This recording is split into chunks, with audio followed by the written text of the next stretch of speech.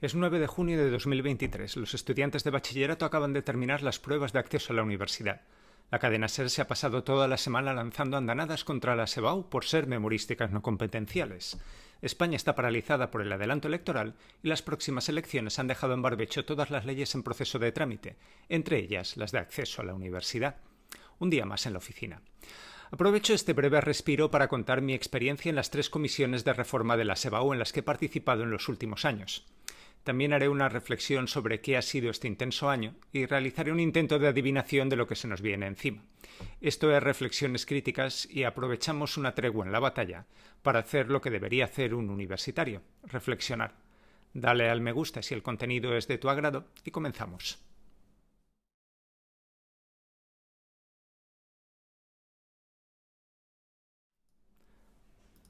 La furiosa actividad legislativa de este gobierno en materia educativa ha dejado un único punto sin modificar: las pruebas de acceso a la universidad. Todo lo que hay por debajo, desde infantil hasta bachillerato, y todo lo que hay por arriba, los estudios universitarios, han sido reorganizados mediante nuevas leyes.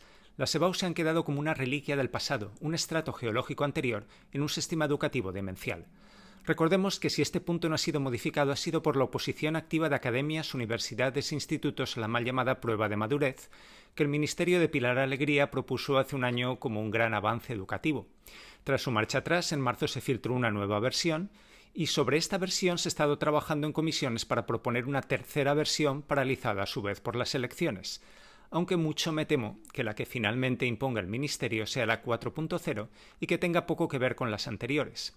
La prensa afín al gobierno se ha encargado de anunciar que la reforma está preparada y que, en cuanto pasen las elecciones, se aplicará sin más dilación, obviando el hecho de que un cambio en el gobierno supondría su paralización. Recordemos una vez más, ¿por qué este empeño? ¿Por qué ahora así y a toda costa? Porque las SEBAU son como el estrecho de Hormuz, un punto de gran importancia estratégica, ya que son la única prueba obligatoria y cuantificable a la que se somete a todo el sistema escolar español. Este examen proporciona pruebas objetivas sobre el desempeño del sector educativo. No es de extrañar que el gobierno desee cambiarlo. Comparados con la LOMLOE, los estándares creados ad hoc para la pandemia parecen propios de un sistema prusiano y dejarían en evidencia el desastre académico que supone la nueva ley, de modo que hay que hacer todo lo posible para que estos dos mundos no se encuentren, ya que, como ocurre con la materia y la antimateria, su unión podría ser catastrófica. En cualquier caso, el destino del futuro examen lo sabrán los centros como pronto en septiembre u octubre. A nadie se le oculta que esto es un auténtico despropósito académico. Los tiempos de la educación son largos y la práctica en educación ha sido la de anunciar un cambio al principio de un curso para aplicarlo al siguiente. Pero la política tiene otra agenda, y esta, desde luego, no viene marcada por el cuerpo de profesores.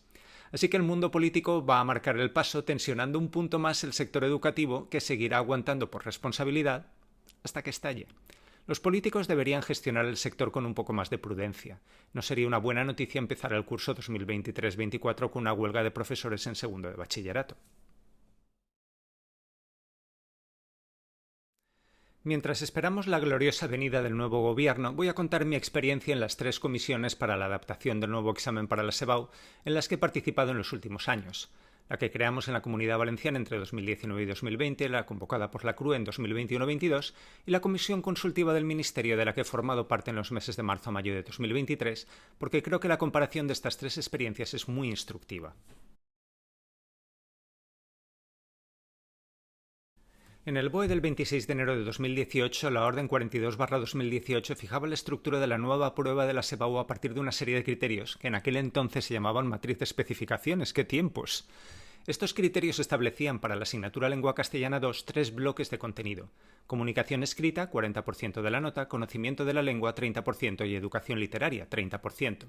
Esta matriz se debía completar por las comunidades autónomas. La nuestra delegó en la universidad y la universidad en cada comisión de materia. De modo que por una carambola legislativa tuvimos en nuestra mano la posibilidad de incidir directamente en el examen. Los coordinadores nos reunimos y no tardamos mucho en llegar a una propuesta concreta de examen. El primer bloque debería medir la capacidad de los estudiantes para comprender temas complejos, resumiéndolos y respondiendo una pregunta sobre el sentido del texto y su nivel de escritura. El segundo, la reflexión lingüística en morfología, sintaxis, semántica o modalización. El tercero debería contener un fragmento del texto para obligar a trabajar la obra literaria en clase. La propuesta fue presentada a los centros en la reunión de 2019 y se abrió un plazo para que emitieran sus opiniones. Sobre la opinión de los centros se pudo perfilar mejor el examen, cuya primera edición fue la de 2020. A pesar de la excepcionalidad provocada por la pandemia, los comentarios sobre el nuevo modelo en general fueron positivos. Puede verse aquí cómo la dinámica educativa es muy distinta de la política. Entre la primera propuesta y su implantación pasó 1 año y medio, lo que dio tiempo a corregir la propuesta inicial, presentar la estructura del nuevo examen con antelación y dar tiempo al profesorado para preparar materiales. A principios del curso 2021-22, desde la coordinación de la SEBAU se pidieron voluntarios para una nueva comisión consultiva convocada por la sectorial de estudiantes de la CRUE, entidad cuya existencia desconocía, porque había rumores de que el gobierno quería cambiar la SEBAU.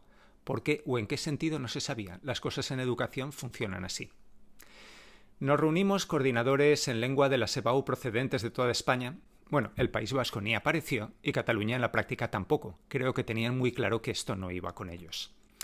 Y a pesar de nuestras diferentes orientaciones teóricas y de que cada uno defendía el modelo de su comunidad, no fue difícil llegar a un acuerdo que básicamente respetaba los 3 bloques de la matriz de especificaciones de 2018 y que responden, como ya hemos dicho anteriormente, a las 3 funciones que ha tenido tradicionalmente la enseñanza de lenguas en nuestro sistema educativo: enseñar a leer y a escribir bien, reflexionar sobre la lengua y enseñar literatura. La comisión, dicho sea de paso, hizo un análisis muy concienzudo de las diferencias bloque por bloque de la SEBAU en las 17 comunidades autónomas. Dicho análisis debe de estar durmiendo el sueño de los justos en algún cajón ministerial, porque solo un mes después de haber terminado nuestro trabajo en junio, nos enteramos de que el gobierno tenía otros planes, revolucionarios según ellos, pero ese fue el inicio de otra historia que aparece descrita en otros vídeos de este canal.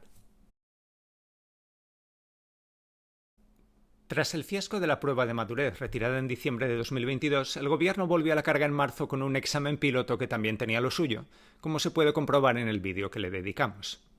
Inasequible al desaliento, el Ministerio se propuso corregir dicha prueba con los criterios de una comisión de expertos, consultiva por supuesto, a la que fui invitado a participar. Reconozco que dudé sobre participar o no.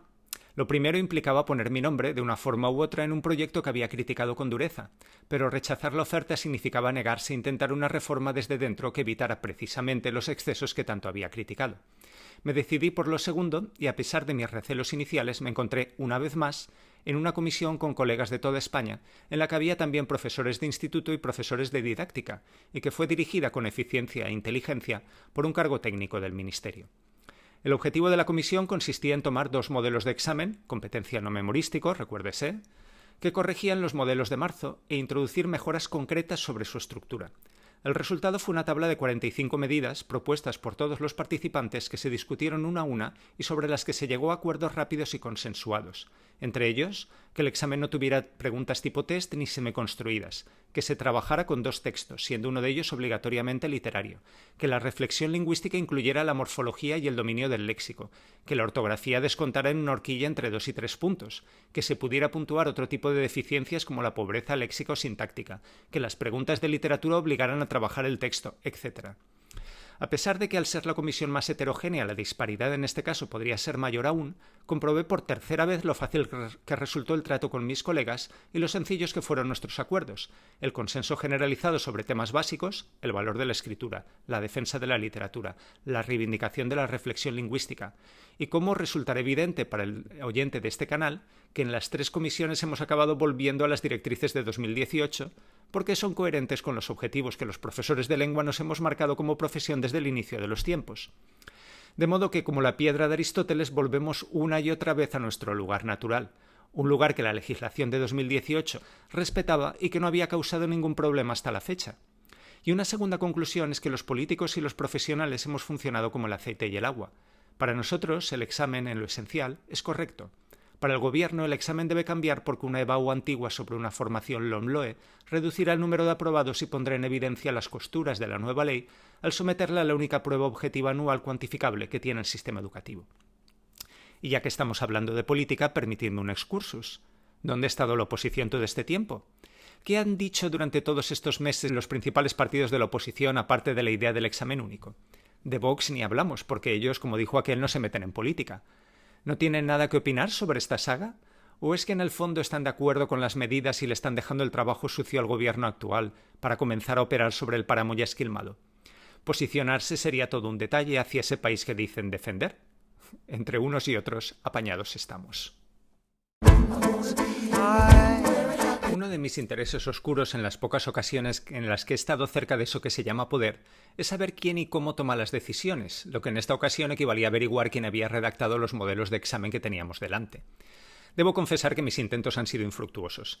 El Ministerio parece funcionar como las organizaciones secretas, se articula por células y aunque hubiéramos torturado al presidente de nuestra comisión, lo único que podría decirnos es que venía de otro lado, lo que en jerga ministerial es un arcano tan oscuro como se ha traspapelado o andará por algún cajón.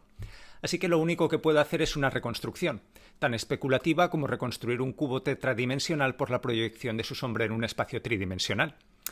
Intentemos un retrato robot. Se ha escrito un examen. Sospecho que se trata de personas de confianza de algún cargo del ministerio. Los textos serán del país. Los autores provienen del ámbito educativo, posiblemente militantes o miembros de organizaciones educativas afines.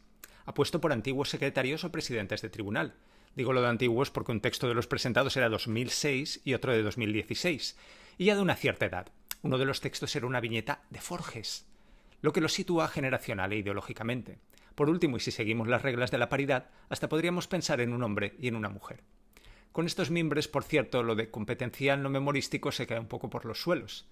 Pero más allá del humor que se le quiera poner, no deja de tener su punto trágico que, teniendo el sistema educativo una red de profesionales competentes que hubieran podido diseñar un examen sobre la base de su experiencia, que se habría podido validar con una red más amplia aún para crear una estructura que se mantenga en el tiempo, se prefiere hacer un encargo secreto a un autor oscuro, pero eso sí, que sea leal al gobierno de turno. Señores, aquí no se trata de educar, aquí se trata de validar un plan político que no debilite el poder de turno. Y si para esto se tiene que armar un destrozo en un sistema que ha funcionado bien durante 50 años, se hace. Al fin y al cabo, las familias más ricas de nuestro país poco dependen de que el nivel medio educativo garantice un buen funcionamiento de las estructuras técnicas y científicas creadas por la universidad. Eso sí, cuando la destrucción esté completada, veremos qué tienen que decir los críticos de izquierdas a la mal llamada meritocracia. Un saludo a todos y hasta otra.